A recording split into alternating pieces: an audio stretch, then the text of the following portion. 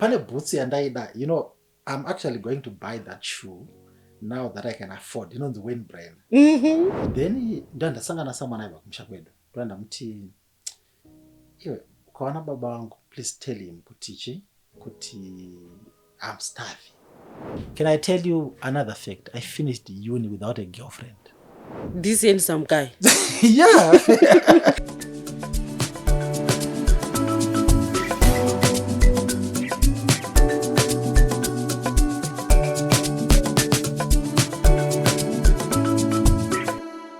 Tirikusangana zvakare pachirongwa My Story. Zita rangu ndinonzi Stella Mumusha. Muchirongwa chino tinokuunzirai vanhu vane nyaya dzavakararama, nyaya dzavari kurarama. Dzimwe dzacho dzinotidzidzisa, dzinotikurudzira, dzimwe dzinochemedza, dzimwe dzinotovhundutsa, asi tinoziva kuti at the end of the day tinodzidza zvizhinji muupenyu hwararamwa nevamwe. Nhasi uno mustudio ndina Aaron Kumanja. Aaron anti akakura chinzi Aaron, tasvika kwaHarare venga kumuti Aaron. Saka however way you call him, Mr. Kumanja, makadini. Right, makasimba. Takasimba. Iwo unozvidedza uchitani? Ndozviti, it depends nokuti ndiri kupi. Okay. Yeah, so when I go kune vamwewo, vandakasangana navo kwaHarare, I'm like, my name is Aaron. But kana ndiri kune vamwe handonzi Aaron. Kokumusha pavakakurira kumusha, this thing yevanhu vanoita mashortcuts emanames evanhu vaidedzi vachiti vainditi Aro, yeah. Aro. Aro yakuno. Now yes, I'm calling Mr. A. Okay. Yeah. Zvane kachirungu mukati, shortcut inonakidzira Mr. A. Asi unoziva kuti uri kumba wadziriwe Aro. Yeah. Vanenge vautoda museve nechirungu. Okay. Yeah. Makakurira kupi? Pamakamba kambosundawo jenjerere. Yeah. Yeah, saka makatamba umwana. Because para patane vamwe kuzondoti jenjere, chinonzi jenjere. Makakurira kupi? Ine ndakakurira kuRungwe. Unonzi kwaMujinga. Kwachimusimbe. Ndokwa ndakakurira. Ndakazvarwa in a family of 10 and I'm third born. Wow. And ndakaberekwa mugore ra1990, 20 November 1990. My father and my mother vairima cotton. Cotton nechibage. They were peasant farmers. And they were very poor growing up. I experienced what we call poverty. I know it. Poverty inosiyana siyana. Ngatinzwei poverty yakararamwa na Aaron kuti yakamira sei. Noti pamwe pacho like yezvinezvi mwana akati handina data. Andoti what, I'm poor, handina data kainini. Imimi yamakararama yanga yakaita sei? Yatakararama yanga iri deep, but my parents angu vaishandawo nesimba. Zvekuti hatisingarari hedu tisina kudya sadza nemuro usina mafuta, kana kudya sadza nesalt. Izvozvo taizvita kana kukangirwa mhodzi dzemanhanga, munyevhe, mubora, derere rinomera musango, taisevha. Rinonzi chii derere musango iri? Rinonzi tinoti dana mukaranga.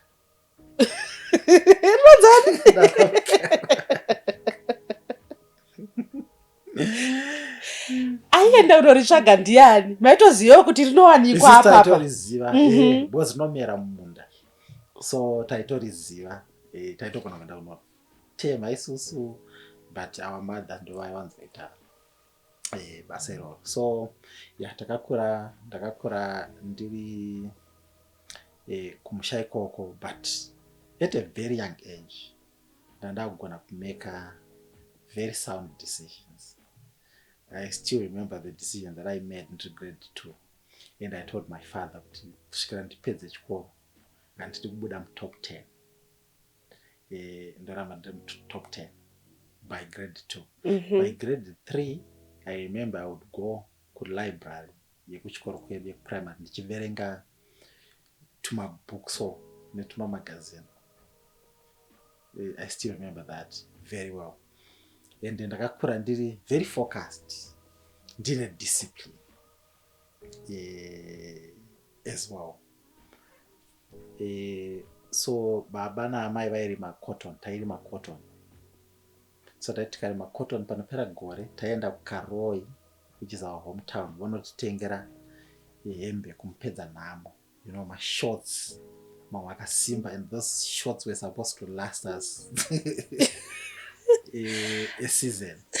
Are you telling me kuti amurenda kuti amutserendende because taita mutserendende so aizobvaruka manje taitoita mutserendende mumatombo, you know, marware ekurwiza aya zvinokana wabvarira shoti rako wodi. Remember this is supposed to last you yega. Yes. Iwe wakuyenda rine mawindo mairi taizofamba naro nemawindo, so zvakaita taiti kana rabvaruka hatirasi, wairichengeta. Then paunozotengerwa rimwe kana rabvaruka futi, then unozopfeka riya rakatarisa kuseri mamusika sezvigamba robva ranovhara pamba taisa zvigamba, but isi taizorwaskire kuti taizopfeka chi rakatarisa kumashure, then rimwe rakatarisa kumberi ronovhara chi kumashure kuyaka. Okay, munharaunda pane zvimwe zvekuti you are the only one doing it, saka zvinova zvave embarrassing. Munharaunda mavakakurira it was the norm, ndo zvamaingoita boys dzese? No, it was the norm. Okay, it was the norm. You know, there were very few people during those days vanga vari well up, but our majority yevanhu tai struggle. But paizoita vamwe kuti anongaina baba vari kuno town, ivavo even uniform vaipfeka complete uniform and complete shoes. So isu taitengerwa masandaki, you know, masandaki mamwe handizoda achiri kugadzirwa here now, ainge akaomarara akaomara. So waichekwa muna June anenge achitonhora, so isi taizomabvisa tosiya taviga muchuru tomhanya, because aititadza kumhanya kuenda kuchikoro. Nguva yekupisa anenge achipisa futi still zvekuti unototsva negirikini tsoka. So pane boots yandaida, you know, I'm actually going to buy that shoe now that I can afford, inonzi windbrain. Pane vana vanga vaine maparents anga aine mashops and they would wear the windbrainer, and ndaida, but you know, the parents couldn't afford. Kuti beti makamira paassembly unenge wakaitarisa windbrainer, yeah. So takura kudaro, I knew at a very young age that there is a better life somewhere. So even the way that I used to carry myself from a young age, I remember pana vamwe gogo vedu, so taenda kuchikoro takawanda tiri boys dzemurai, so taitaura tori boys andi kuchikoro, tobva taenda kuchikoro anditika tiri group. So one day takaenda, I still remember that vividly. So taiti ndakapfeka hembe dzangu dzandakapfeka idzodzo dzisiri uniform, ndaipfinyira, ndandine order. So ndaipfinyira, ndaimake sure ndakama musoro kana ndainogerwa, nditaigerwa nezvigero zvazvikana reza ovewo. So ndaimake sure ndakagerwa and ndakapfinyira. So I remember one day gogo vakanditi, murikuona uyu, murikuona anoita kunge achaita teacher or something, muona zvaakaita, imi mese muchaita zvidhakwa. And it was actually a prophecy. Right. So tadaro takura, surviving, and you know, growing under those conditions, we were taught discipline and responsibility. So by grade 2 I would make sure kuti tabva kuchikoro tinotsvaga mombe, tovharira mombe mudanga. Mudhara wangu aiti akauya achibva kubhawa, and boys aiti mudza kana kaenda 9 kana boys mageza here, tomuka uyo wotivheneka tsoka, so ona tsoka dzakachenuka kuti kurwizi kunogeza 9 o'clock usiku iwowo. Yes, go and bath. Then mombe dzavharirwa, kana mombe dzisina kuvharirwa mairowa. So takakura ndine discipline. So ndiri kumba kwedu kunonzi kwaChimusimbe, tine chikoro chiri close by, it's about 15 or 20 kilometers away, chinonzi Kavaya. So I said to my father, ndakuenda kugrade 6, kuti uku kuchikoro kunodzidzwa zvakanaka, kunopaswa. Ndachikumbira kuti ndiende ikoko. And environment yacho yatatiri ini ndandisingafariri. I was not satisfied. I was looking for more, like always. Then my father approved. Then pana sekuru vangu vaidrive trucks. Ndobva nditi mwana ngauya agare kumba kwangu, which was close to the school. So kumba kwasekuru vaitenga chikafu, vaidrive trucks. So ini ndandakuda kunge ndiri kuchengeta pamba nevashandi vaichengeta mombe. So ndaenda kuchikoro, but make sure pamba zvinhu zviri right. Ndaisa order. At a young age, I started grade cooking. 6. Yes, I started cooking for myself at grade 6. Very responsible. I remember one day my uncle vakangouya, like havana kupa notice kuti ndiri. Then he just came. Then he arrived, vakasvika mumba makatsvairwa, chivanze chakasakurwa. And he was like, young man, do you know what he said to me? He said, Mfana, you will be successful. That's what he said to me. He said, order and kuona end your age havisi kupindira. So I stayed there pamba sekuru vangu, ndichirima, ndichiita sei ndichienda kuchikoro. Ndoenda grade 7 yangu. Grade 7 ndabuda ne12 units. Ndoenda kusecondary. Pakavaya secondary. Ndoenda form 1, form 2. So kwese kumashuro ndandisina books. I remember form 1 ndandine mapatapata. Ndaenda nemapatapata nemanyatera. Manyatera mataya anenge akachekwa. Yeah. Vanhu vanondanzi diary peri basi rikabva pamotikari roenda pangoro, rikabva pangoro roenda kubhusu, kana zvatambi rinenge rapadho. Yes. Right. So form 2 sekuru vangu vakanditengera books. Ava ndisekuru hanzvadzi yamai vangu. Yes, first born yemba vangu. Vakanditengera boots, the leather shoe. Ndakatopfeka leather shoe neuniform. Vakanditengera futi uniform. Ndatoenda kuchikoro necomplete uniform. So taiverenga. I was a hard worker in everything that I would do. Even ndikasainwa ndaichengeta huku. Sekuru vangu vaichengeta road runner. So inini ivo vanga vasipo most of the time. So inini I was responsible. Dzaiwanda huku idzodzo. Everything zvandaingoita, chaimba because I would put effort. Even at school I would read. So ndaverenga form 4. Ndabuda ne10 O levels. Ndiri kumusha. So ndabuda ne10 O levels. My uncle was impressed.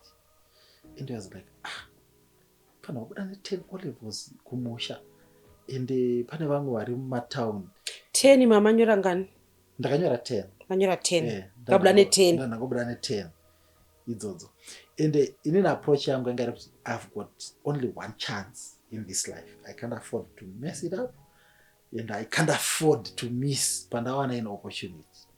So I would give myself all to everything that I would do. Fees dzenyu dzaibhadharwa nababa. So my school fees ekumusha, during those days, angasina kuwanda. It's like $10, $20. But taitodzingwa kuchikoro.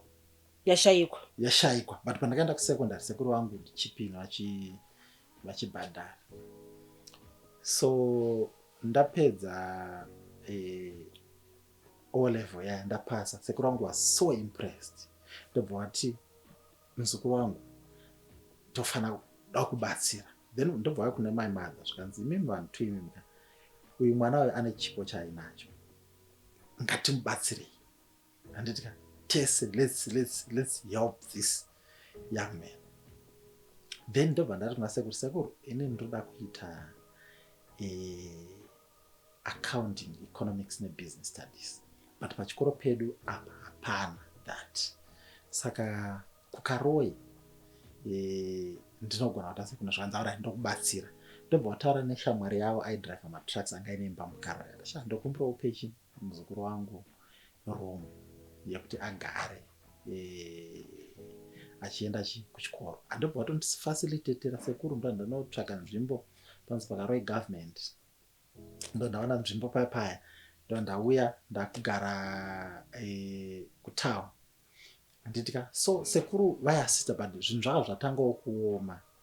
2008 2007 2008 2009 2008 tinoziva yakanga yakaomera yakaomera vazhinji everyone. So ipapo sekuru vanga vakustruggler, so yeah, taingomanager. So takabva tanosangana nemy friends kuchikoro patakaenda tese tiri kubva kumamisha akasiyana siyana, then we met pachikoro paya.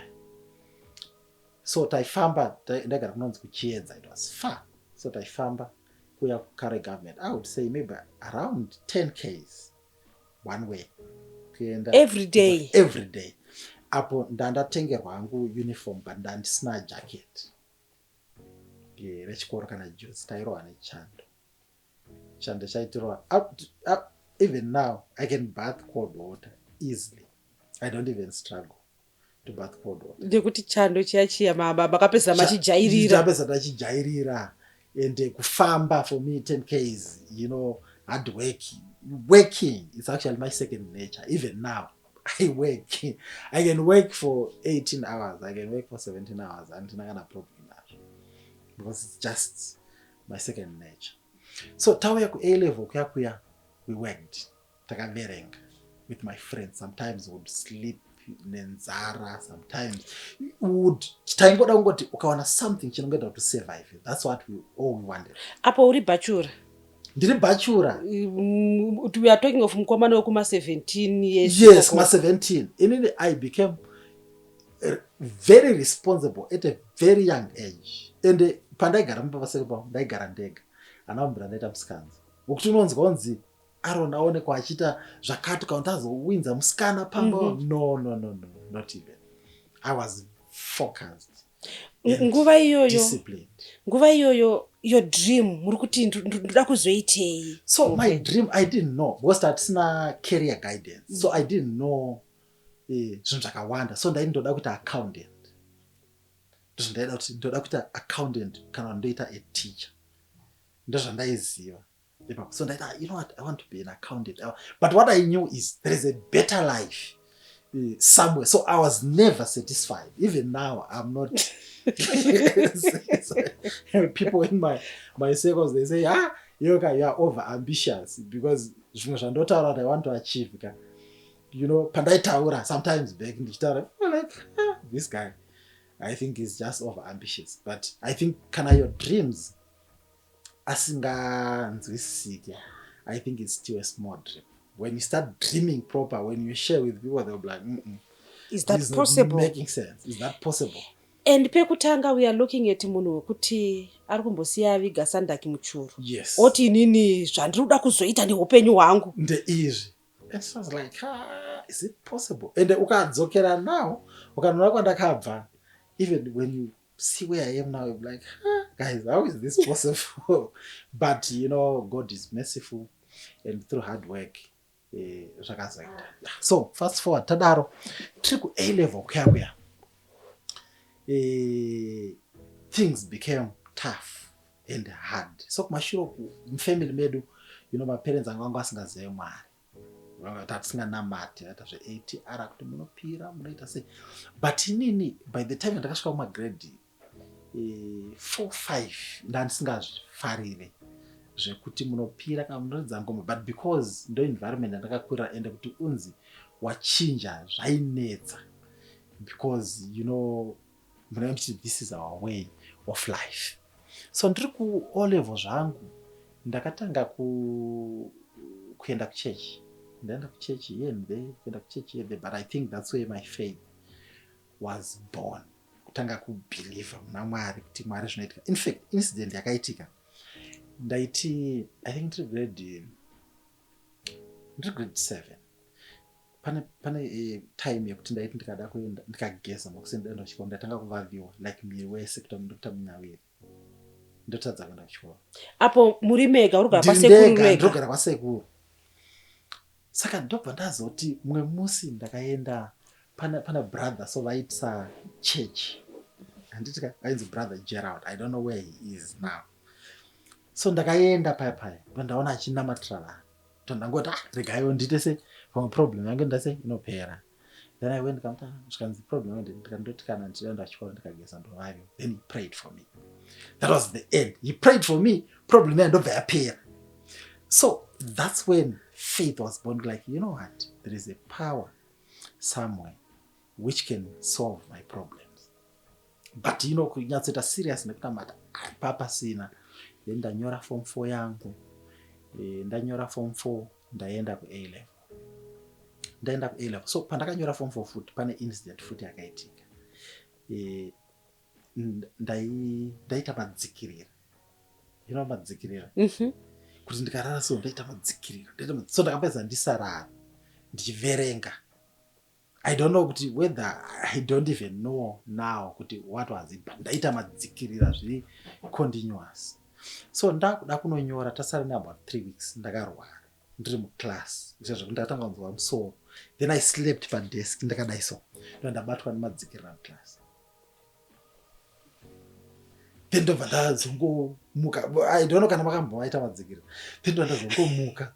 Then ndamuka ndatanga kurwadziwa kurwara. Then I went home ndasvika ndarara.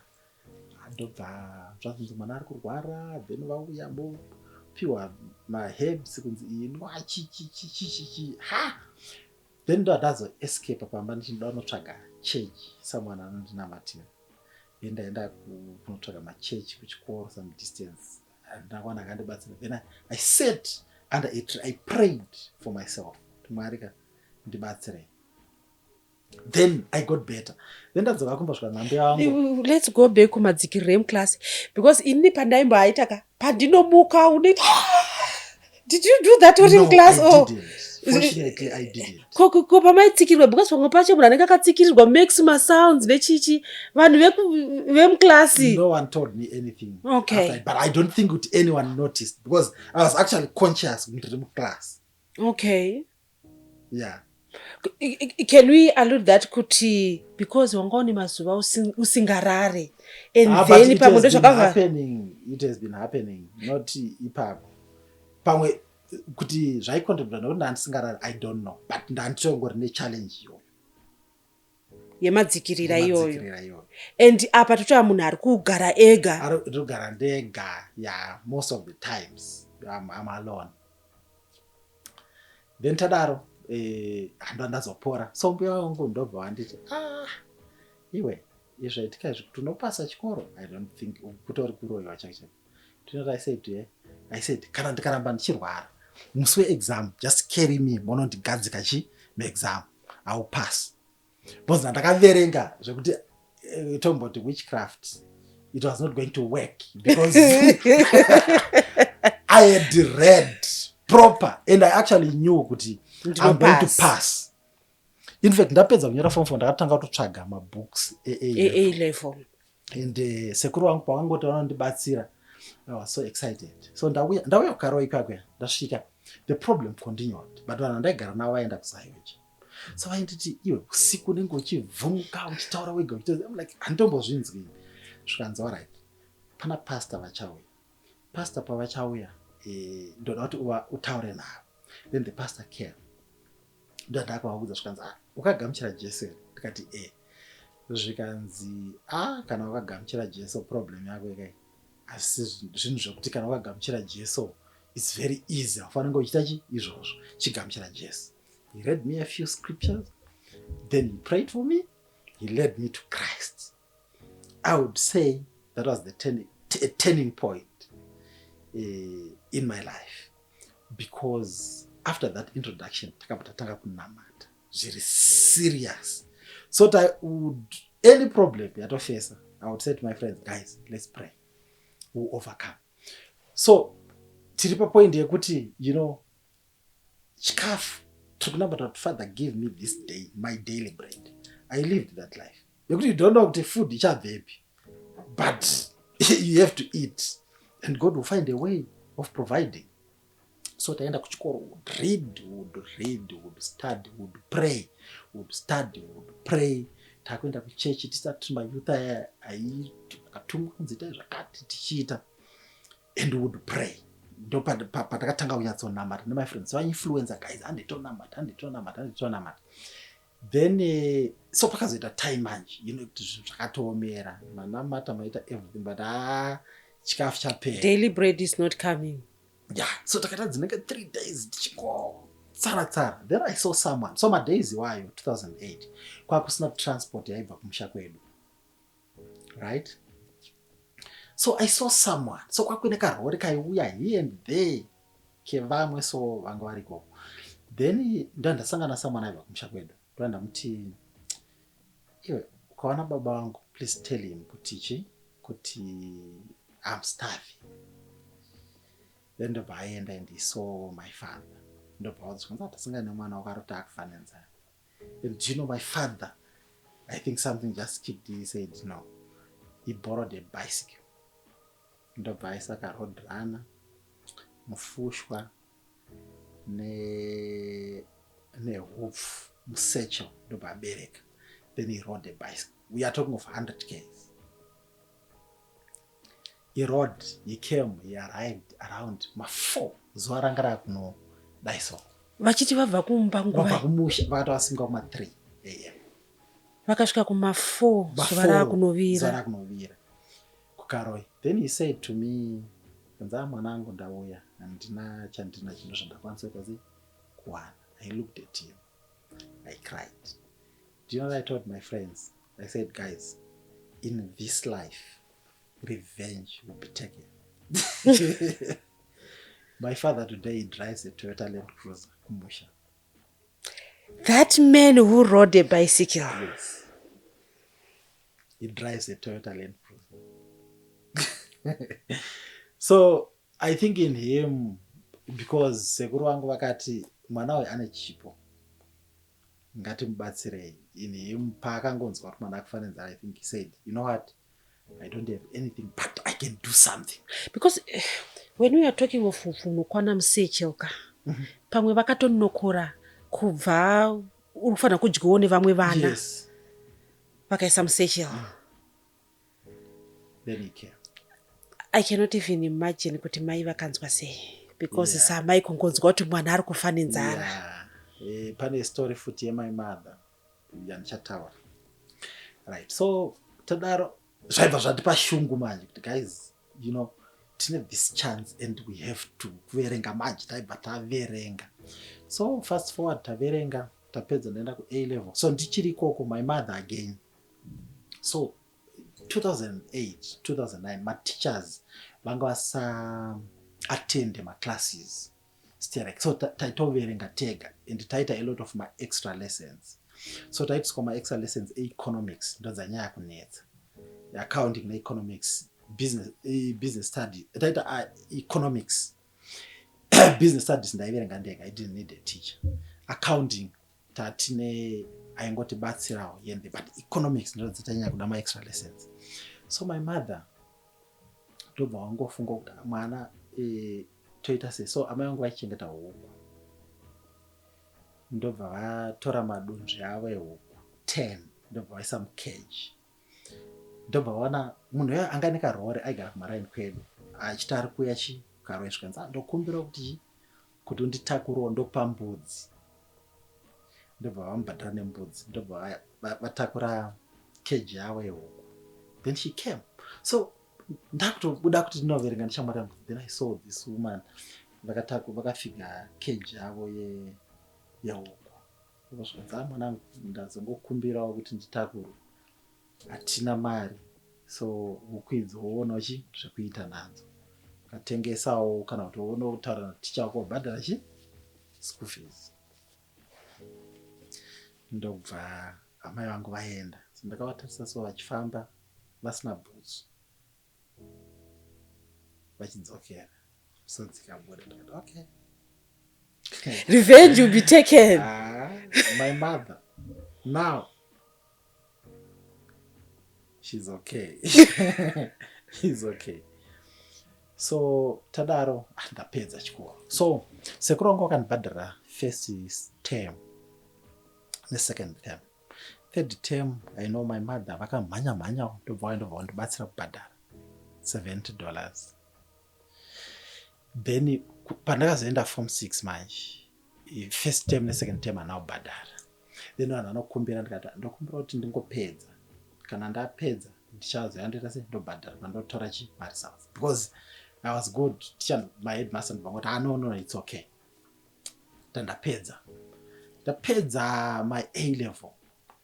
Tikati my friends guys tingadzokere kumusha azviiti. Musha ndidzoke. Ndotanga kutsvaga basa.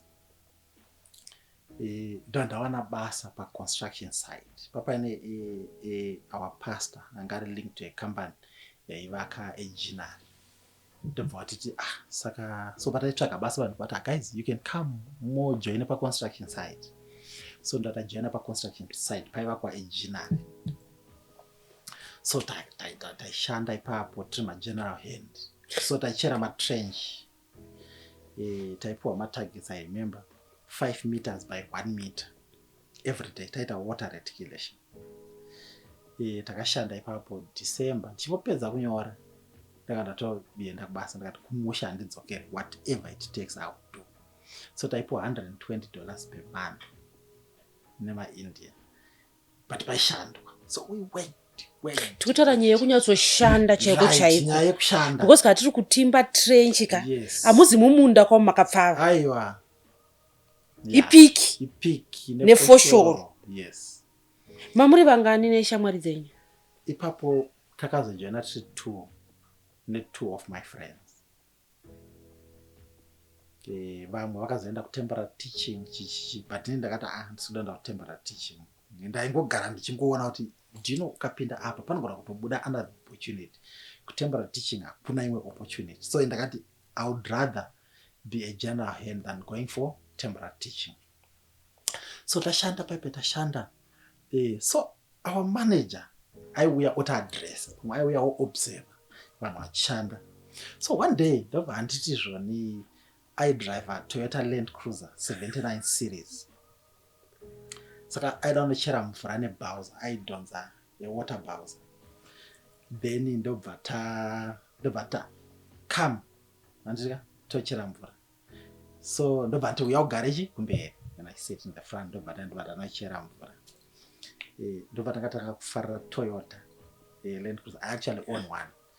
79 series. And ndoya Toyota Land Cruiser ndoya taita revenge futi pa bhasikoro rababa rari. Yes. Okay. It's not the same. Yes, I have mine. Asi tiri kuona kuti Toyota ndokwa yakabva. So tena anochera mvura motikari yakanyura. So yanyura then he called muIndia angati the owner, then he came. Ndobva yazvibudisa motikari yakanyura. Then he drove it out. And I was so impressed. I was like, okay, I'll own it in this life. Right. Then talk back again. So akatanga undibvunza.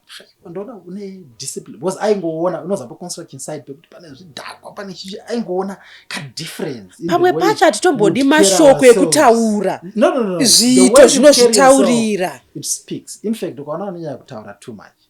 Those people vantaurisa, they are not what they are saying. Because kana ungori zvauri, what you do will speak for itself. So ndobva takandibvunza, no nditorine 10 O levels, ndakatopasa 10 O levels, ndakanyora A level, ndakamira results. In fact, paakazondibvunza, results angawe, I can't remember. But ndakamudza then he was so impressed. But okay. So mangwana akuadresa one, he was like, you guys munosora muchichinetsa panapa, muri kuona this young man, you'll be different very soon from you. Akadzidza, but munoona zvaanoita chichi ndakutopuwa as an example. Tashanda muna April takuenda muna May ndo manzi vavhura mabuying point. So apa taivaka ejinari because vaida kutenga cotton vozoita process pajinari. Zvanzi takuda vanhu vanotenga cotton. Then isati nakuenda for my interviews with my friends. Tatongonzi imi automatically muri mabaya. So ndakumbira kuti mundiise kumusha kwangu because I wanted to serve. Zvanzi no, it's okay. Ndobva ndaiswa kumusha kwedu. So ndaiswa kumusha kwedu ndakaiswa kunonzi kuchivende. Ndakatanga kutenga donje. So taiva tichisirwa mari yakawanda. I was 17, 18. I didn't steal $1. I had an opportunity to steal because I was sharp. So I told not upon a gap, but trade reconciliation, I knew how to steal. the easiest way was mabhero aiuya ndindaitenga, so ndaigona kuisa less weight kana ndaigona kuisa more weight ndotora mari. So there was a way, but I didn't steal a single dollar. Discipline yai. Discipline and honesty. Kana mari siri yangu haisi yangu. So tashanda paya. Ndapedza nengirikini. So ndichiri koko ndo akwabuda someone akawaya newspaper ranga rakati University of Zimbabwe ya open ama applications. Ndobva ndakwira bus kuya. That was my first time to come kwaRarare. Ane makore mangani ipapo? Ndanda ne 18. Not 18. Ndanda ne 20. Yeah, ndanda ne 20 now. Turning 20. So that was my first time to come kwaRarare. So pandakauya, uchipinda muHarare, it looks complicated. You are used to it or you grew in town. So to you it's simple. For me it was very complicated. Because ndakura kumusha kuti teachers director nemakomo motikari unogora kupedza mwedzi usina kuona motikari.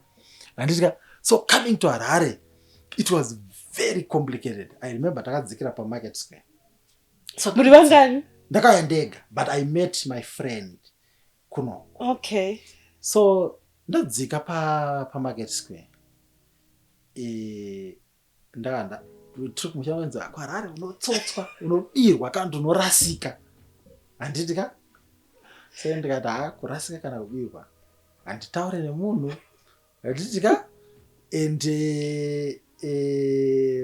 anditaure kana na anyone ndobvunza mapurisa. Then I had to figure out ndozvidarisa. But guess what? 2 of my friends vakabirwa mari. Vese takudzoka kuchikoro vakabirwa mari mutown. So ndo andati inini andibirwe mari yangu. So ndo ndakaisa homwe mukati mari yebhasi. So ndaisa homwe dziri different. Kana ndikabirwa imwe at least I will not get stranded. Ndosara ndine imwe yebhasi. So ndadzika pa Market Square. I looked for the tallest building. Tallest building ndeipi? Reserve Bank is the tallest building. You see it uri kure staring. I don't know if you knew that. So I looked and got your tallest building. So ndikati panapa andisuda kuwanza makona. Because andisuda kurasika. So now I looked north, ndo ndakwidza nambuya neanda. Ndo ndanditena right munasamura mashewa. Ndo ndosvika. Because ndoda kusvika ndonopamira ndopaona kuti ndosvika ndo ndamira ipapo pa Reserve Bank. So ndamira ipapo. Now that time did you know kuti ndo pa Reserve Bank? Kana wangotsvaga tallest building? No, I didn't know kuti ndo pa Reserve Bank. So pandakasvika pa Reserve Bank. So shamwari yangu yakabva uyo adzika. Ndo ndatakuti shamwari ndokona kupi? Ndo ndati uya pa building yakareba iyo pa Reserve Bank. Akabvunza pa Reserve Bank ndepapi. So it became our meeting point. So you had a phone? I had a phone. Atanotenga mafoni. Kana kupfeka mamapfeka because mamashanda. Tatashanda. So not dzakawanda because you couldn't afford kutenga hembe dzakawanda, but at least dziri decent. Dzanga dzapa mwiri. Yeah. So ndakabereka kasecho kangu neBible. Ndaifamba ndakabata Bible literally in my hands. Then tasangana so ndachibvunza ndakwenda kuUZ. Svikanza UZ mukatendera apo paNASA munoona chimakombi tatakwira makombi. So ndango ndichisvika paUZ pa gate I met a lady. You know what? I can't remember her name and I lost contact. I wish I would see her. I can't even remember what anonza. So ndichingodzika the first person wandakaona pa gate angari lady. Ndikati my sister how are you? Indonzi Aaron. Ndokumbura kuti ndibatsire ndobva kumusha. So handitombozivi kuti zvinoita sei, zvinofamba sei. Ndakumbura kuti sei undibatsire. It's all right, cup. She literally held my hand, walked with me, tikaenda tikanocollecta maforms, tikabhadhara ndobva ndibatsira kufila maforms application. So ndakaisa pa number 1, ndakaisa pane degree inonzi biscuit. Page 2 ndo ndaisa marketing. Ndaisa accounting. Page 3 ndo ndaisa Bachelor of Business Studies. Biscuit yakamirira chi? It's Bachelor of Science, Computer Science and Business Studies, something like that. So but that time 11 months degree not biscuit, so I got dora ndoda kuita iroro. So ndo ndaita application. Some scan yakabhandi pachi number yake. Ndikamuti my sister, ine my challenge, my parents can't afford to pay my school fee, but inini chandiri kuda kupedza degree rangu ndozvandiri kuda zvikanzi no, I will help you. Pane inonzi cadetship yaunogona kuwana, ndichazo kubatsira kuita sei kuiapply kana wawana nzvimbo. Kanzi alright, tasvika tafila maforms edu tadzokera kumusha. Ndadzokera kubasa kwakwe.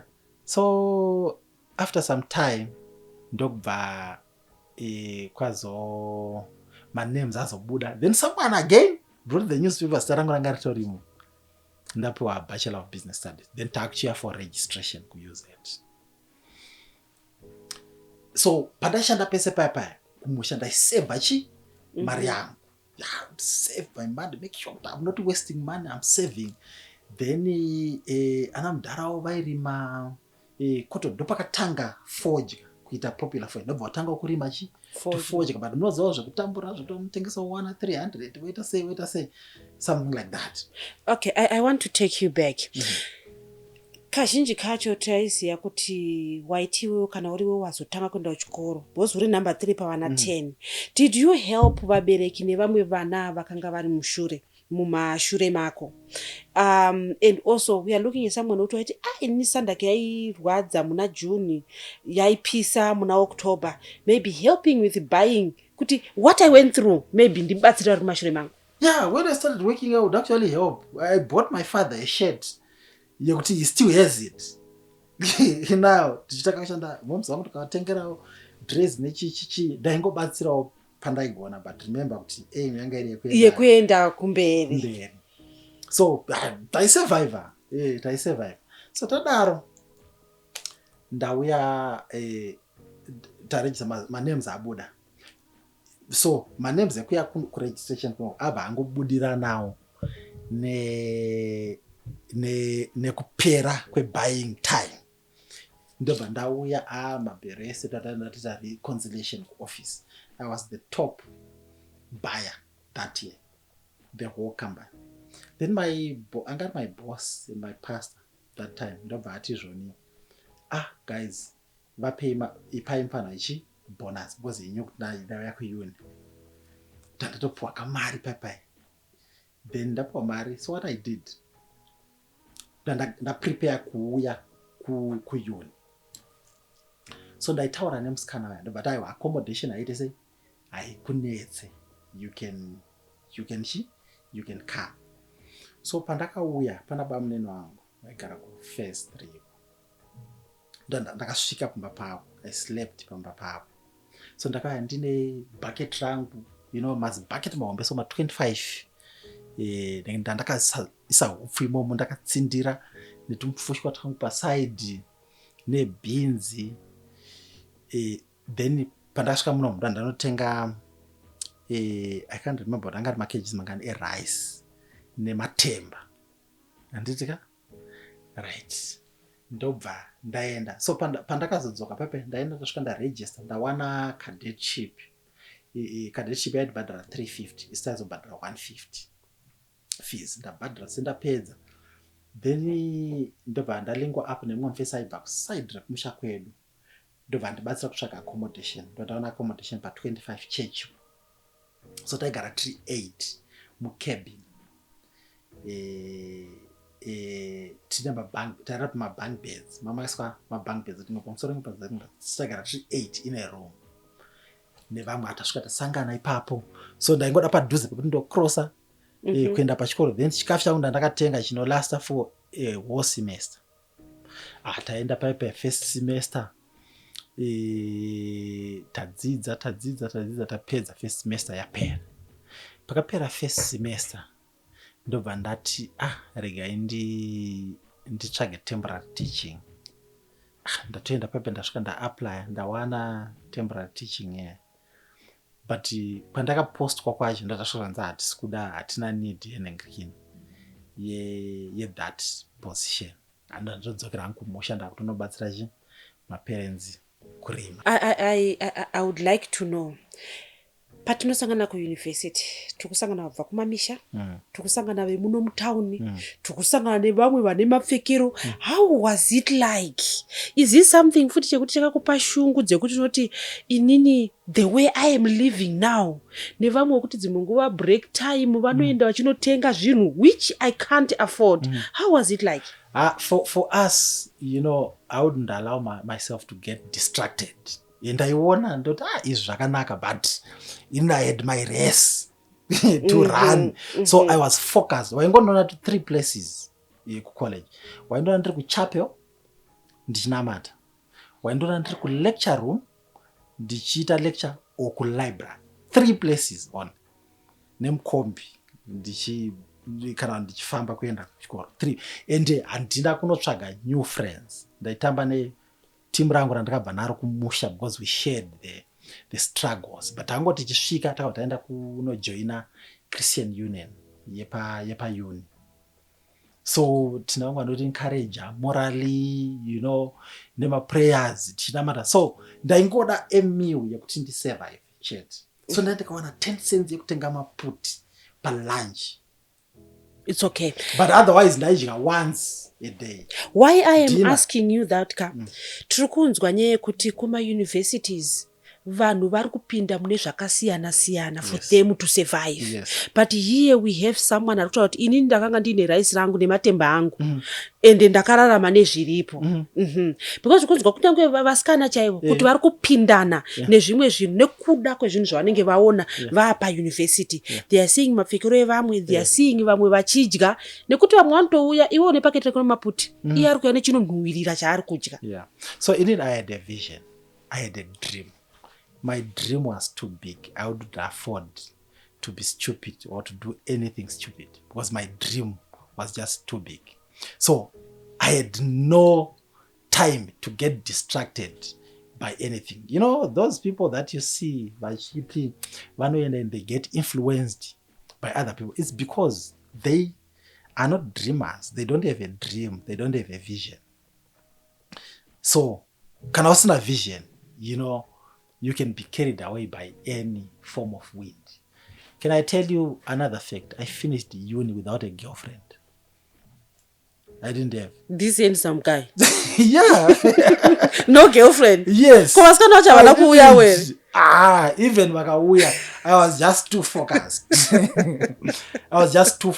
Because, I knew where I was coming from. But I have to change the circumstances of my family. And I knew there is a better life, somewhere. And that's what I want. So, tadaro, ndadzokera kumusha, ndaita, ndara wakabva kutengesa mombe. I think I'm mombe 3 or 4, ndobva watengesa 1. Ndadzoka kuyo second semester. Ndisvika bhadarata, ngwava. So, ini ndaiva ndazoita lucky. Pandakadzoka, pane 2 guys vakatanga kugara pataigara. But vaishanda somewhere. Then ndobva kuti amfana, uya akatibike tese because vanga vari order. Ndikati, no, it's okay. So ndaofanda, no, inini I can cook. So ivo vanga vane mari kutenga chikafu. Ndikati, no, inini I can cook. So ndaimuka ndosvika maplace ndovabikira because vanga vari vakoma. So ndakati mukoma ende watowana anokupa chikafu. So inini ndaizobika ndosvika maplace ndoita zvese zvezvokuti vanga vasingarwadziwe nekutenga oda takaona yakabva uri mwana mudiki wosvika pakachena and everything. So vaibva vafara ndobika vachitenga chikafu hana kustruggle temu iyoyo. But manje takuchienda ndanyora ndapedza takuchienda ku3rd term. I remember ndichitaura neshamwari dzangu ndichiti, guys, what we need now, it's a miracle. If we don't get a miracle, we don't know. But we're confident. I know, you know what? Finishing school, we'll finish. How? I don't know. As we pay that, but pay I say to pay. I remember the chicken guys.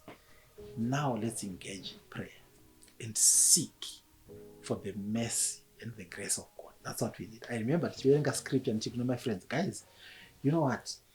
When Hagar was in the bush and the child was starving, she prayed and God opened her eyes. She saw a well and the child survived. We have got this child that we have, which is a degree that we have to finish. Surely there is our well somewhere to sustain us. Let's pray, guys.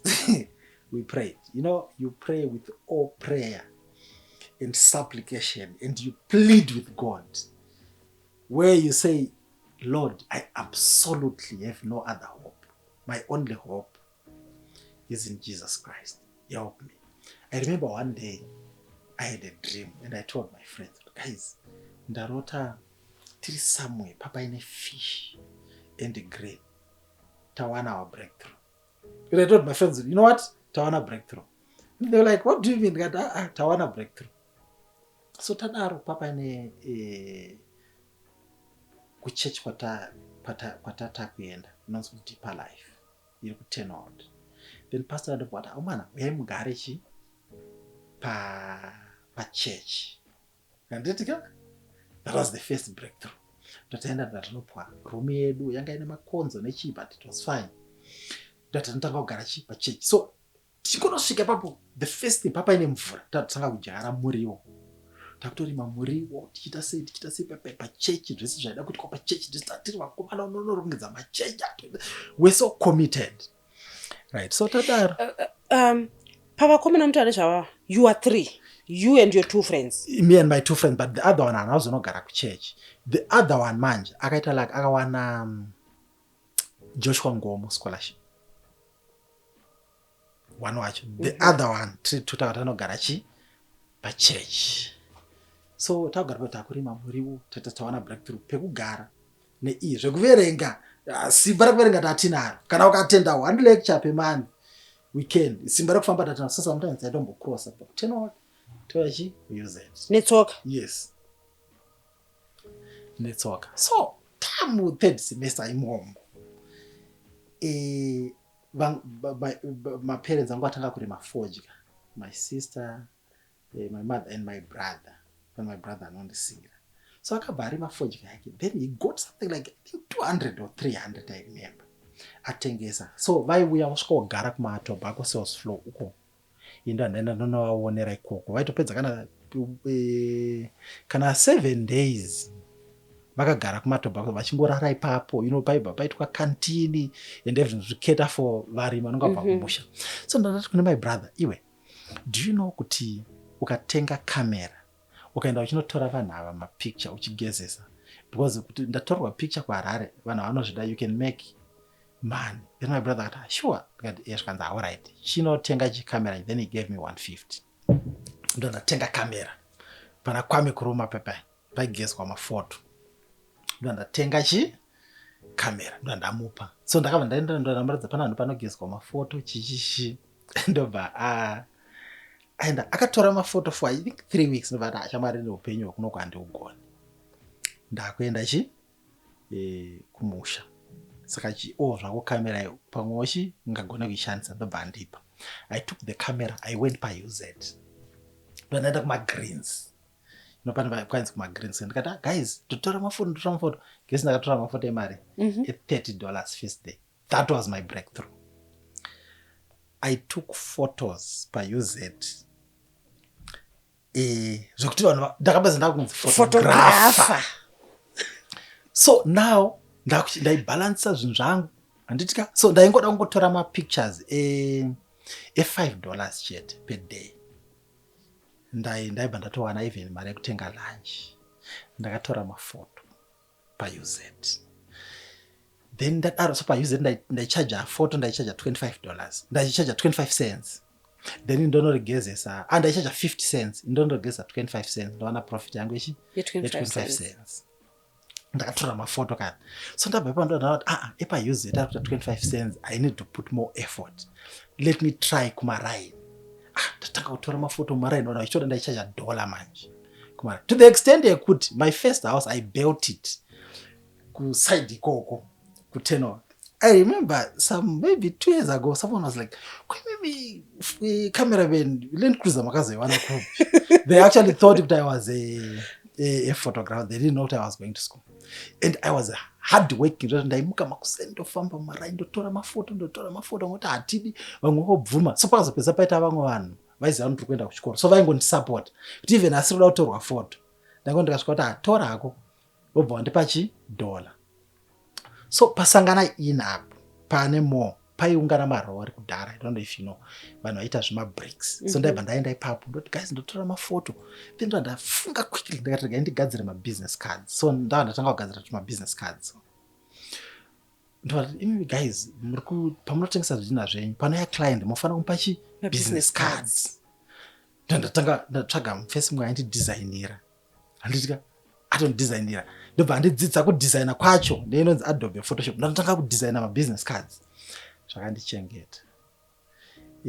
Ndakagadzira ma-business cards ndikatora mafoto. Do you know to the extent yekuti ndakapedza ndauti ndikaenda. Ndoti guys ana mari bus. Unzi boys uyai boys. Mfana ana mari bus adanda chikoro. Ana mari bus adanda chikoro. Vanhu vatoita ini ndina 50 cents ndine chi. Ndaenda second semester yapera. Ndakutsvaga basa reattachment. So ndaitumira ma-CV yangu ndichitsvaga attachment ndadainzwa kune imwe NGO yainzi Elizabeth Glaser Pediatric AIDS Foundation ndawana. So ini ndaita business studies but vaida munhu wefinance. I got the job NGO.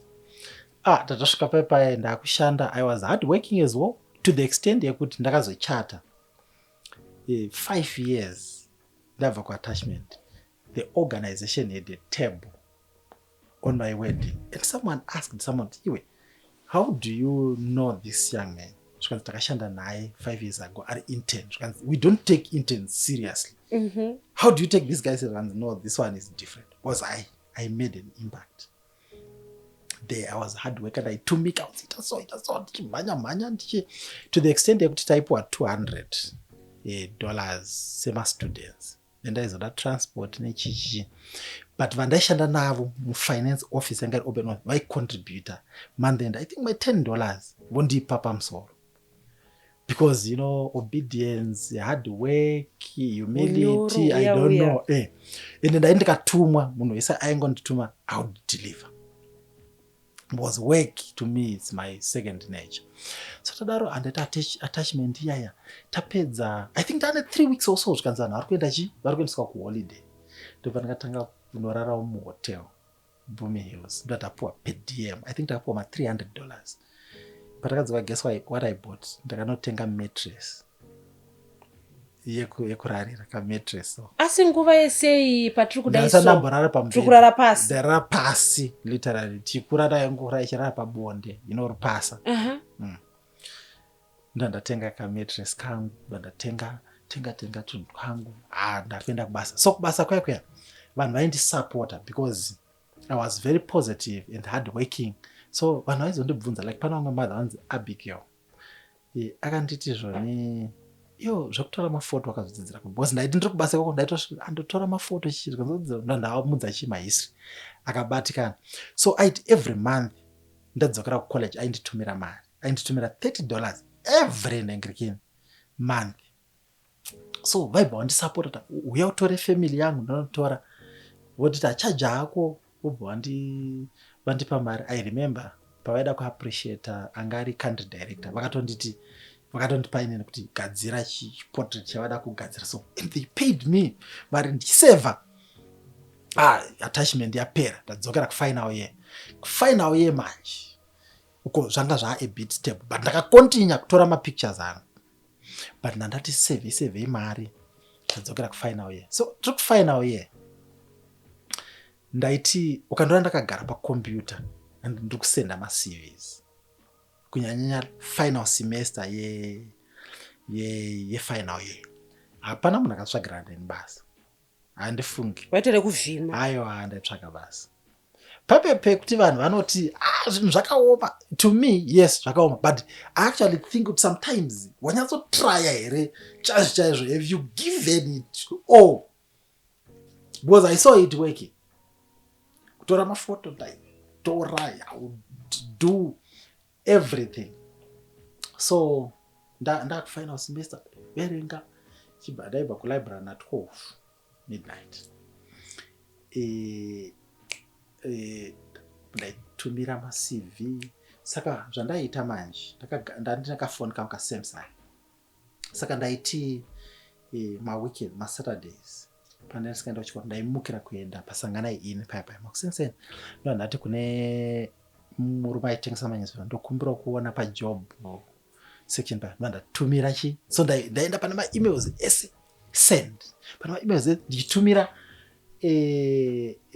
maCV ndakatumira maCV kana mamwe ndoprinta ndichienda mumaindustry ndichidropa ndichiita sei kusvikira ndakapedza chikoro paswa 14 June 2014. I was called for an interview, my first interview, so 9 July 2014. I got the job.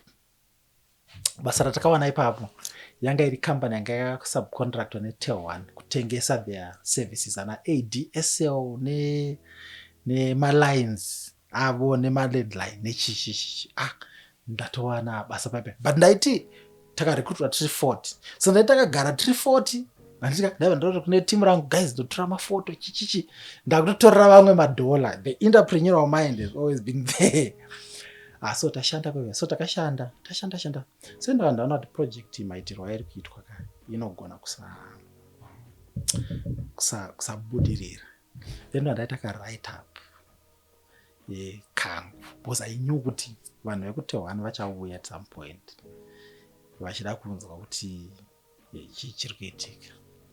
So tagara pai zvikushanda so taienda kunana Brayside kunana Hillside tichienda tichitotengesa internet toita sei tadaro tashanda then ndobva vanhu vekuTel1 vazotoda kuuya kuti tinyatso kunzwa from the foot soldiers kuti how is this going.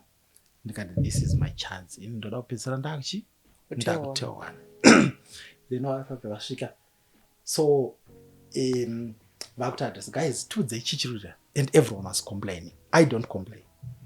You hardly hear me saying things are tough. No. Even when things were hard, I would say, you know what? It's hard, but we can do it. And you know language, I know that, and it's the language for all successful people. You should be positive-minded. Many people, they are full of complaints. And they are very good at describing. You know, there are some people that I've met. Those people can describe a problem. You know, problem. The problem. You know, this problem, the depth, the length, the height of the problem. Because solution they don't have. But I always look for solutions. So, ndobva vanhu vese vataura, you know, vanachicomplain vachiita then zvikanzaka kuti one the last person ataure ndivasimuka akucomplaina futi twanza okay guys tapedza takuenda ndokumbira kutaura no ndokumbira kutaura just give me 1 minute. Then I stood up. My name is Aaron Manja. I'm a combination of a marketer and a strategist, and I've worked on this project and I've managed to close some deals. From my own perspective, I think this project can work. I caught their attention. Like, find out you. I'm going to speak to you from a marketing perspective and from a strategic point of view. This project, you know, it's my critical success factors. And they are A, B, C, D. Do you know Mukadzi Akati? Yes! This is the person that I'm looking for. And guys, mukunzwa zvataura nemuno. Then that's why I invite one anaenda kuTel1. Takatosvika takapuwa office ipapo. Ndakutoshanda. But still, I was ambitious and yanga contract. So, because ndakakanda ma CVs akawanda. Takatanga kufonerwa for my jobs. You know, pamwe pacho we complain, but we don't do chair. Ndakafonerwa. I remember ndakafonerwa kune imwe NGO. I think 2 my NGOs. And ndakafonerwa for my interviews. Ndikatoenda for my interviews. Then ipapo ndakafonerwa I think 3-4 jobs. Ndo ndafonerwa ku real estate. And the Homelux properties. I went for an interview. So taenda koko takaenda tiri about 23 vanhu, but ivo vaida vanhu 3 vessels. So taenda koko tasvika inda ndiri paTel1 pangu ndikutopusha zvandiri kupusha, but I went for an interview. So tasvika koko what they did is vakagarisa 23 ma candidates uku panel ndobva yagara kumberi. Saka munhu waibvunza wasimuka wenda pamberi, you answer in front of your peers. So self-snay, but I think it's God's design. I didn't know anything about real estate, you know. Ndangoita business studies yangu ende kutotsvaka kuti saka tichaitei. Then ndokubva vainterviewa vanhu. So because inini ndakagara pafront ndakabva ndasiyiwa. Ndobva MD vatosimuka kuda kuaddressa ndano, thank you guys for coming. No, inini maita sei mandisiya. Then everyone laughed. Then I went to the front. Ndakataura kana. Ndakataura. Yeah. Then ndataura ndozvanza, okay guys, tikuda munhu ane driver's license. I didn't have a driver's license and you know, though ndanda kushanda but zvasati zvatombobatana zvokuti ndine hembe dzakawanda, ndine suit yangu yegrey yansiri kumemba yange yapera soup manje. Then ndatadzokera ndichikosvika ndichigara, I was called again zvikanzi, can you come back for an interview tomorrow at this time? Ndadainzwa futi. Ndikati nhasi ndonamata. Ndikati guys, ndadainzwa futi for an interview, second interview. I prayed. I went back. I sat interview. I remember my former boss vachiramba vachindibvunza kuti watichi? Then ndichitaura and he wrote something down. I feel that I was anointed. Then ndapedza that interview. Ndadzoka ndichika ndichigara futi zvikanzi tikuda futi mangwana for the third interview. I was like, oh, okay. Ndadzokera. So tasvikako my former boss ndobva nditi, mfana, there is something that's not adding up. You are brilliant, but your English, because you know, ndakakura kumusha, we're not tatisinga kunyatsogona kuconstructa a complete English sentence zvakatora time. Because zvikoro zvadaenda kumusha waitotokataura chirungu ka pomba chakona kutosekwa ndipafeza kuti aizi kutaura chirungu.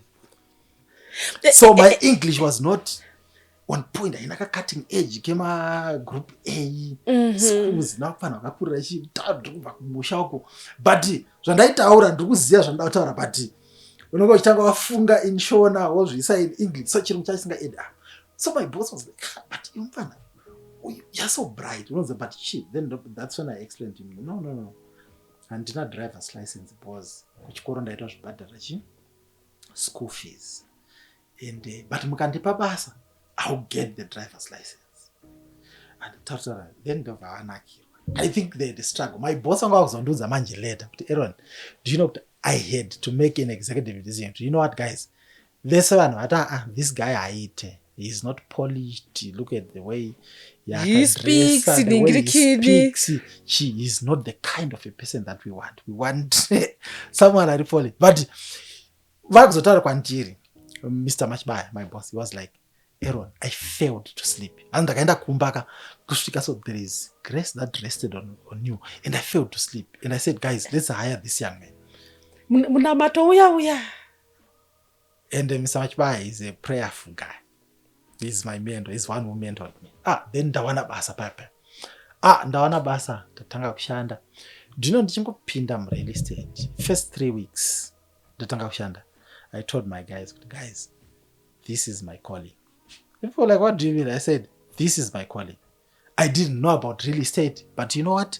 God has directed me to real estate. This is my calling. So immediately now that register ne Estate Agents Council, ne Real Estate Institute of Zimbabwe. Ndatanga kutoita ma courses awo. Ndandazo register ne Estate Agents Council of Zimbabwe. Ndobva tatanga kushanda. Ndakashanda. I would give it all. So ndakatanga ndisina license, ndichiperekedzwa neshamwari dzangu, but sometimes wavaizoita busy pamwe vasinganakirwa nekuniperekedza. So ndaiti kana ndine viewing yeLensville, kana pasina ari kwanisa kundiperekedza, ndaikwira kombi ndonodzikira paLensville. Client yofona kuti uri kupi, ndoti handiri apa, munogona kunditorawo here, wonditora ndoradza ndodzoka, ndokwira kombi yangu ndodzoka kubasa. I worked. Ndashanda ndandatora driver's license. Ndatora driver's license, my boss ndobva vazoti tengera mota. Ndandatengerwa mota. Oh my goodness. Mota endakakura ndichiti ndomuka ndotanga ndapfura ndichita malines kumunda. Ndoenda kuchikoro, then you give me a car. I worked. So I worked 2014, 2015, 2016, 2017, 2018. I was the top sales person pandashanda. and pandakasvika ipapo unozandanda kutomboziva kuti hembe unopfeka zvakati. My boss, he started teaching me and he gave me 2 shirts. Saka kunditi kana ukapfeka black shoe you have to put on a black belt chichi akundigruma. He taught me and groomed me. So I worked koko. So ndakarecha ceiling because I'm just too ambitious. So I reached the ceiling, then I registered estate agent. Then I told my boss, I'm leaving. So zvandakaita ndichiri koko, my boss was like, you know what, uri kutengesa sterek, so paunoclaima commission, tax yatiri kubatra yakawanda, register a company, then you use that company to claim to claim your money, then wo manager yokuweta mabooks accounts ako unobhadhara less tax.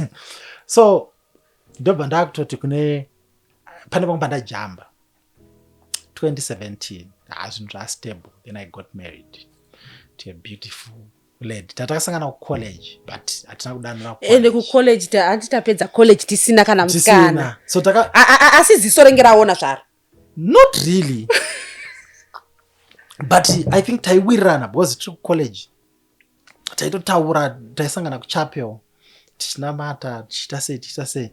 So ipapa zvemusikana zvechiya zvina kumbo. Saka hapana kana kamhodzi kerudo that time kakaripo, nothing. No, waigona kunzwako kufarira someone but you know I don't know. The dream is too big to be disturbed. Yeah. No, I want to take you back. Musi wawapuwa motikari. How was it like? No, it was good. It was good. Did you call home to tell mama, to tell baba? Yeah. I called them and told them ndapuwa mota basi. Yeah. So takashanda, pushed, and got married. We had a wonderful wedding. I invited my parents. Ndobva vauya kumchato, family, you know. So family yedu yanga iri vanhu vanga vasingawirirani as growing up, because my father was the least in the family. Ndovaifudzira vamwe mombe chichi and anga vakashoreka. So inini pandakatanga kudirira, my father was like, mwanangu vaitya, but ndakati, you know what, I'm a Christian, so I unite the family. So ndakainvita vanhu, ndakati haya mabhazi akabva kumusha akauya nevanhu vese, vanhu vakadya vakanakirwa. So ndaroora yapera yekuroora, so I left. So ndakati kuna my boss, say I think ndakusiya. Do you know what my boss said to me? He said, Aaron, I knew there's no way that I was going to keep you here. You are just too ambitious. Then he bought me a sword, you know, a hunting knife.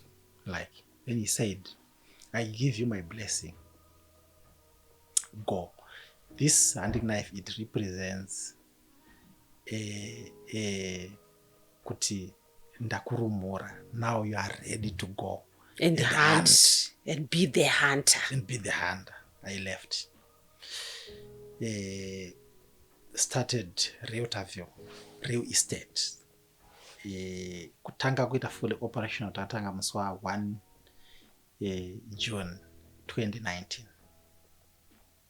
We pushed the brand. I was the marketing person, I was the accountant, I was the property manager, I was the sales person, I was everything to my wife. I would work. My wife airara omuka orara omuka orara omuka. Iwo chiri wakashinura. Iwe unorara nguwai? Because pese paimuka ainona ndakamuka. Just like, what time do you sleep? Pushed the brand. Real estate grew. Ndakuwana mare yeproperty management yaikwanisa kundisustain, kubhadhara rent nekutenga chikafu nekubhadhara rent kubasa. I added one person, I added the other person, I added the other person. Then the work grew. So yakura, I then registered another company, the Realtor View Property Development. Currently, that's our richest company. we run projects to the tune of around 15 million USD. Wow. Yeah. We are talking of aro aikumura sandaki oisa muchuru because Yeah. rikurwadza nguva yechando. Yeah. Zvekuti tikataura kuti nyaya inoi is from rags to riches, it befits. It does. It does. It does. More than that. I don't know, from rags and out from the dust. I don't know. Yeah. I want to know, musi wakatengera baba. Tiri kuziva pekutanga baba wakatengerwa shirt. Musi wakatengera baba mota. Because we are talking of a man akaisa chikafu musechel. Akachovha bhasikoro. You know, tikataura nyaya ye100k tiri mumotikari kakungotsika mafuta. Yeah. But here we are talking of munhu akura. Yeah. Achichovha bhasikoro from 3 a.m. kuti asvike kuzopa mwanakomana wake chekudya akasvika kuma4. Yeah. I looked at him. Do you know, I didn't know, you know, sweat. When you sweat, unopedzera usasweat. And kana wasweata unoita kunge wabuda salt. Do you know that? Yeah, unoita white, like wabuda ndo zvanga akaita mudara. Pawakasvika. So the day you said baba uyai kumotikari. And here I don't think kuti imota second hand. Yaive ma plastic. No, not my plastic as such, but a new one. Yeah. A good car. Vanogara kumushaka. Okay. Kumusha unoapa zvinoenderana neterrain. Usinjakweda hakuna maroads. Yeah. Ndoda kunzwa vachiona kuti iyi ndeyavo iyi. Tell me what happened on that day. So I had done quite a number of things for them before, and they were happy. Ndakatombovatengera kamwe kadiki kachampu. So pandakatenga this one, ndakavati uyai kuno. So sasa ngatende kukachampu. Because toda mota yekutanga yekuti uri kuti baba ndakutengerai mota. How was it like? No, it was good. Mai vakapururudza. Vakapururudza. Vakatenda, and you know, pane zvimwe zvandajamba, a lot of things that happened, but pataikura vangu vasingazivi Mwari, they started acknowledging God after seeing my life. Mwana wako, there is something. And I was like, baba, izvekupira mudzimu zvakanaka ndokaucha yedu, but kudenga kuna Mwari. And then ndichikura, my father was a chain smoker, you know, a drunkard. I never thought kuti one day baba wangu achanopinda muchechi kugara. But now my father goes to church. He no longer drinks. He no longer smokes. But chikura waiti kufunga kuti vachagona kuisiya fodya. So when I bought the first one, vakatenda, vakafara, vakatenda nayo kumusha. But this one was big now. Ziya remwana wavo. Yes. Ziya ravo ravakabuda musi vachiuya nebhasikoro. Yeah. It's pain. Yeah. You said ndakatarisa mai vangu vachienda vasina bhutsu. Musi wavakaunza huku uya uya. How is the queen now? Now she's the queen. Those guys, I would simply say they are the richest guys kumusha kwedu. So saka zvavanoda vanhu vava vanoda kurarama their life yekumusha kutown kuno havakudi. So I've made them very comfortable kumusha ikoko. Ndakavaisira fence, I drilled a bore for them, pamba, ndakavaisira matank, solar system yekuti magetsi hava mapads. So pari bright TV, my fridge, everything is there. They've got, and I give them money, and they are now doing business. Vakurana shop yavo kumusha ikoko. Their life now is completely changed. They are happy people. We once talked to someone whokuti akati baba vakafa ine 5 years. You have seen your parents struggling for you, and they've done all this, and shungu dzako dzaiti I will revenge. How does it feel? Could you have actually revenged, and they are there to enjoy your sweat? It can only be God, and I glorify God for such a privilege. I would say it's the mercy and the grace of God. And I've got friends we have made it, but unonzwa achiti dai mudhara wangu anga aripo. But Mwari wakandipa nyasha kuti vese they are still there and they are enjoying. It can only be God. Muri kuvaitira madana. Ndovaitira madana. So it can only be God. It's the mercy and the favor of God. Yandakangopiwawo to have such a privilege, because surely vamwe unozosara wana zvinhu maparents asipo. I don't know if ever you have told him kuti musi uya nebhasikoro renyu ndakapa chitsidzo chekuti I'm going to revenge. I don't know if you have told him yet, but if you have, I want you to say it again. Yeah, no, I have told him kuti makaratidza ubaba ende zvavakaita zvakaratidza selflessness and the heart of a father. Such a sacrifice. Vashoma vanhu vanoita vanongoti mwana mukomana anozvionera ari kwavari, but vakati mwana wangu, and he sacrificed. So ndinotenda nesuch sacrifice naMwariwo futi vakavapa shungu idzodzo nevision iyo yekunzwisa kuti uyu mwana uyu ane chipo chaainacho, and ticharamba tichiita zvakawanda for him, and also all the things that we do,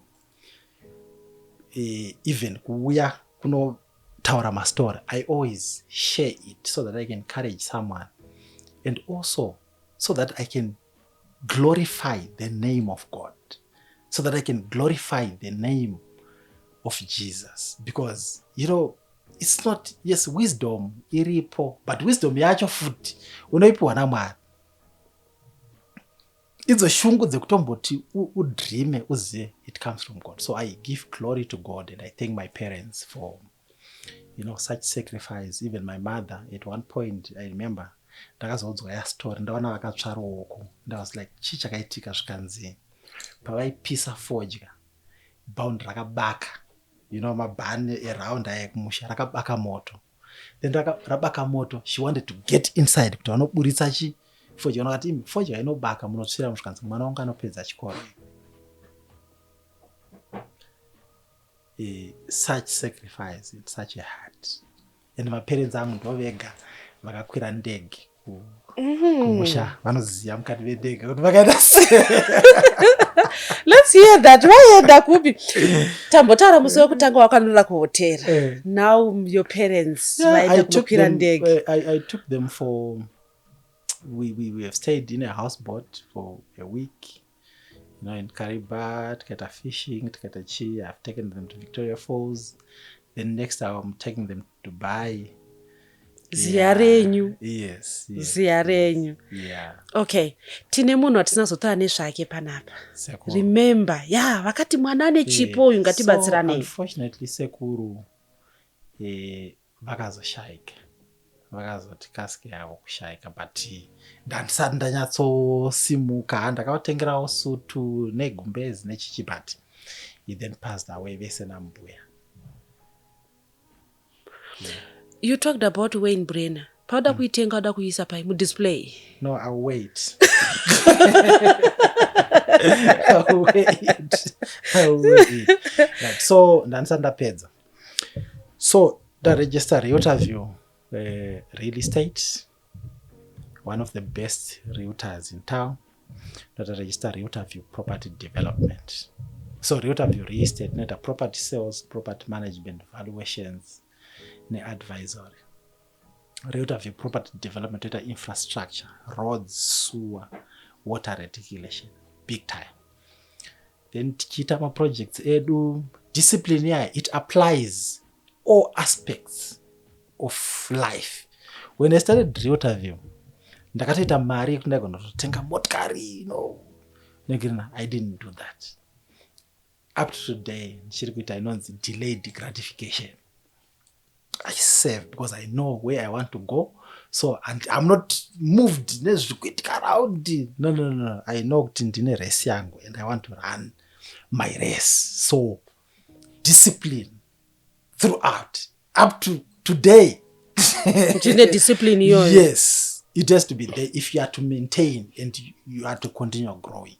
So on that register rate of property development, then I acquired earth moving equipment and I put it under the Blessed Crow equipment hire. Big time. Then Tadaro, we then registered on the Reota Fitment Center. We do panel beating and spray painting. Big time as well. Then after that, we know the Eben Cast. You are unstoppable. Then Eben Cast Concrete. Operating today, we employ my full-time workers, and they are close to around 150. They just my contractors, and I employ the whole clan. And now I employ all of them. We are looking at mwana akanga ari mimba yakashoreka. Baba vachifudziswa mombe because ndo vasina zviripo. But now you're saying the whole clan. Yes. So you know what I said to my father? At first my father was like, "Mwanangu ina ndifungoda hama dzangu dzinonyatsondida." And I was like, "Baba, izvo zvakaitika kudhara. Mukaitira munhu utsinye. Kana munhu akambokuitira utsinye, ukamuitira utsinye, wafanana naye. So God will not vindicate you and God will not defend you. So ivaine moyo wakachena, isingative nemoyo wakachena. Even unofunga kuti it's the worst enemy wakakutadzira ise. Forgive. So the whole village vanochera mvura pamba pedu. Ndakaisa borehole, solar system, everyone comes and get water from there. And I flow with all my relatives. But akakura papa ine tension. Ekuti vanga singataure neyo pa next. You know, those family. But now I have united all of them. When the Amazon they say, I tell my guys, you know, they're a priority. Let's help them. And Where God keeps opening doors. Too much. Paye panonzi, I'll give you a blessing. Yotuchashaya pekuisa. You are a testimony to that. Yes. And your friends, where are they now? So, yeah. One of my friends, he works with government. He's plum tree. Then the other one is doing farming. Yeah. I've vakamboya tikamboshanda TSF for a while, but the boss of Pesua what they are doing. But for me, it's my success was very fast and it's too outstanding. Pesiacho is too much. At some point, even personally, guys, this is just too much. Makomboro, kapi yacho yazara kare. Yeah, and you're like, and the things are happening fast, but we can all credit all this to decision making. You know, many times we blame Sundakawanda, but I can tell you 90% of what we are comes from the decisions that we make. Pandaka, when Pandaka Tanga Real Estate, working hard, in the first 21 days, I did my first sale. They were on a commission around 20,000. Pandaka commission here, I didn't then start showing. But guys, do you know what I did? My designers, not guys, not designing an international standard logo because we are going international. And as we speak, we are registered in Zambia. We are actually starting operations in South Africa as well. We are registered as a group of companies. So I invested and I still invest in the business. And in I don't fund my lifestyle neku zipa the business. No, I make sure the business runs. Then the extra that I can get to use for myself, that's what I get. But make sure the business is running. So that discipline, you know, it keeps, you have to keep it. You have to remain disciplined. No matter what I achieve. So whether I'm 100,000, 50,000, I still work like $100 I still put the effort. Whether ndine mari yakawanda handichinje because pane vamwe vanhu vandoziva kuti akangobata 5,000 so kana kumba anogona kusadorara. But money to me, I make money. Yeah, it's okay. It's there for the glory of God. Let's do the work.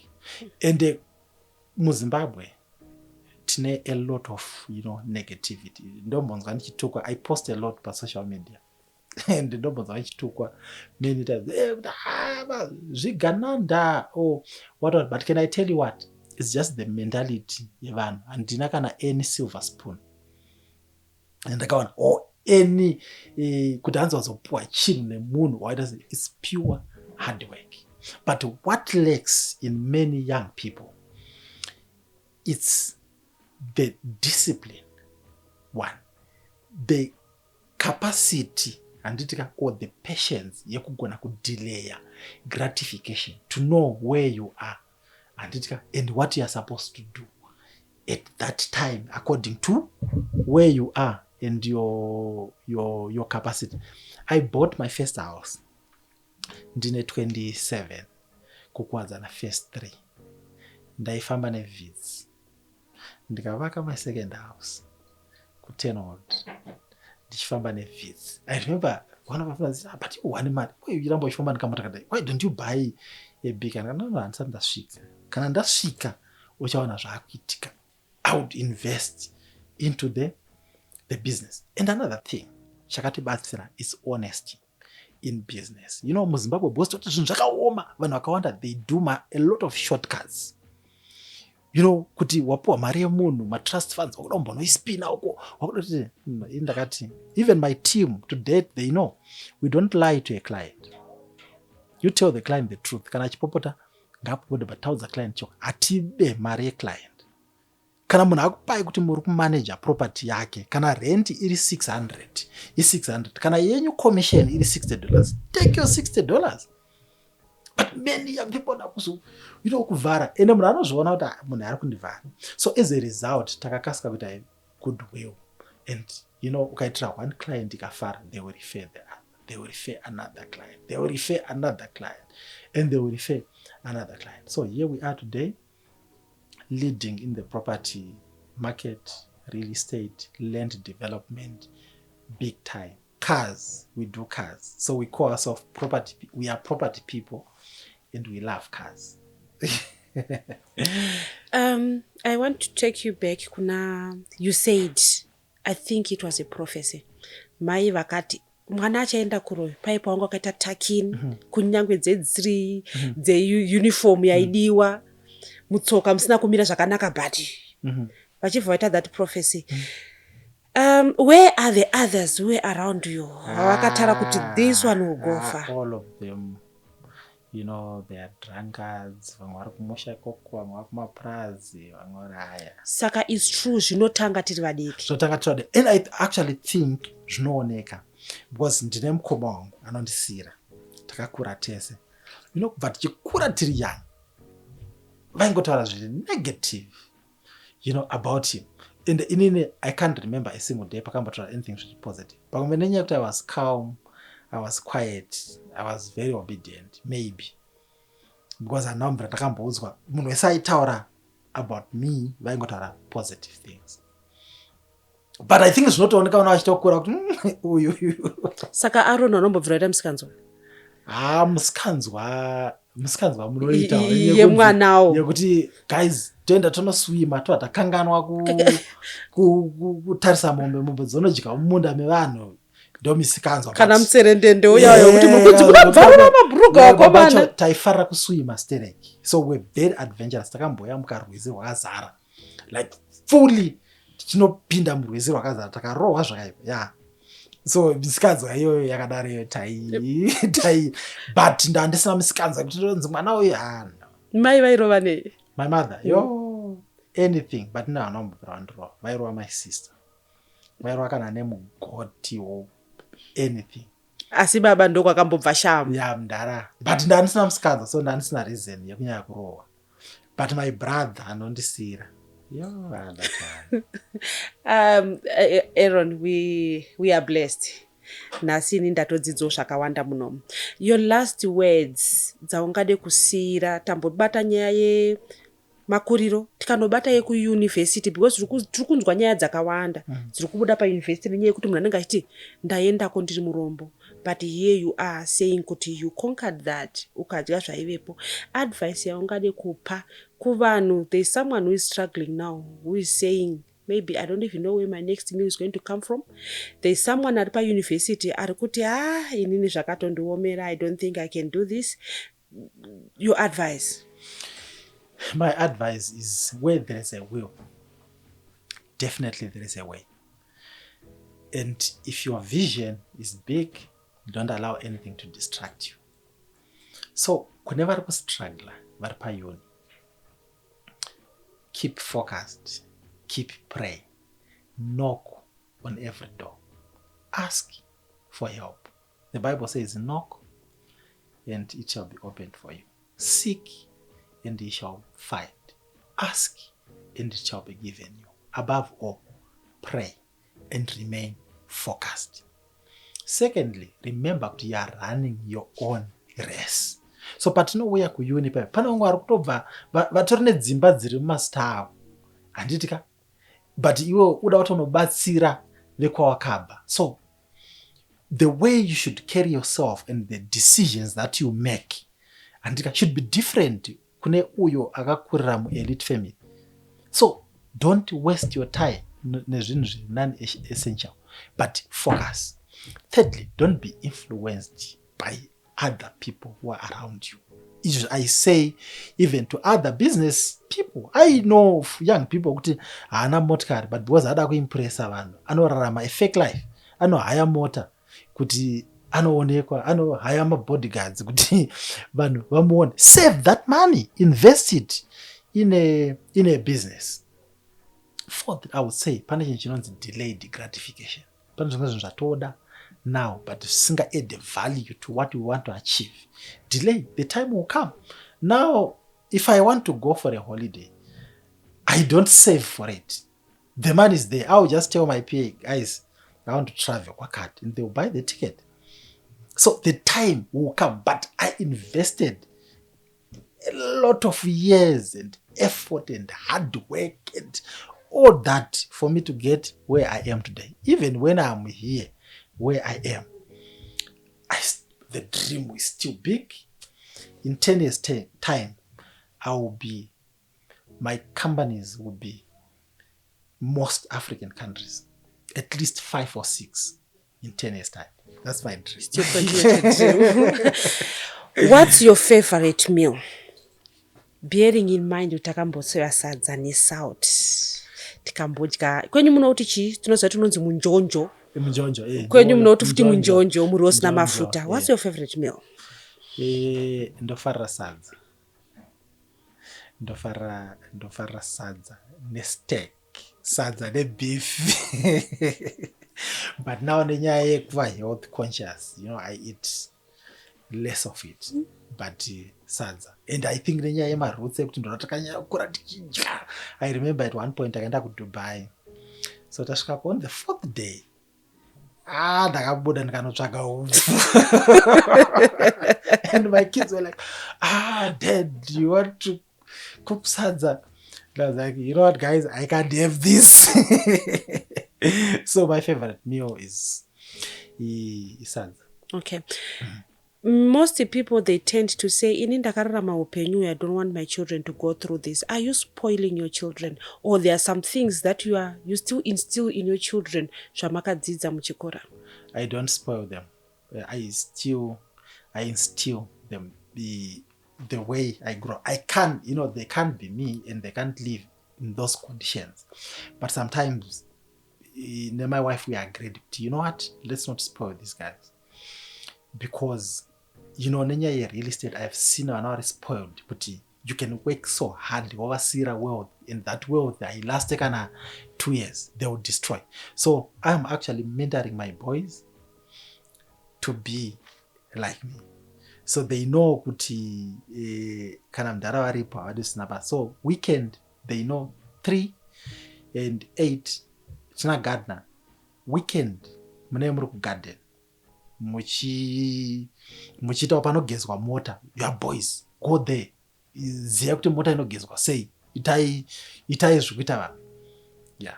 Do you ever, if ever, vachitambisa chikafu to say, munomboziva kwandakakurira inini kuti ndaidya sei here? Because sometimes we see vana vevanhu vanazvo kuti havakoshese chikafu. I think mine very a bit different. They respect, because I tell them point blank, though actually young, I was told na maid recently kuti the other one I chema chiti. So they decide it's his TV. So dovati vari kwachona TV ka, then indosvika, then they are like, so pekutanga vaida kuti iwano isa makatuna, no guys, this is my TV. It's not your TV.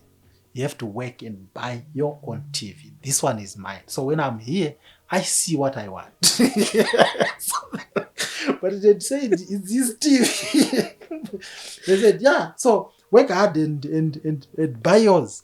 So Muombe, you'll be like, so when I finish school, I want to come and do your work. You have got a lot of work. So sometimes I take them to my construction sites.